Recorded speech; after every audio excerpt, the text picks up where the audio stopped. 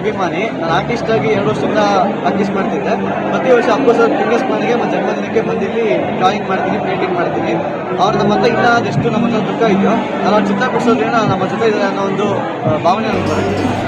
ಮೊದಲನೇದಾಗಿ ನಮಸ್ತೆ, ನನ್ನ ಹೆಸರು ಶ್ರೀಕಾಂತ್ ಚಂದ್ರ ಅಂತ. ಇವತ್ತೊಂದು ಅಪ್ಪು ಸರ್ ಅವರು ಹುಟ್ಟುಹಬ್ಬದ ದಿನ ಸಮಾಧಿ ಹತ್ರ ಬಂದಿದೆ.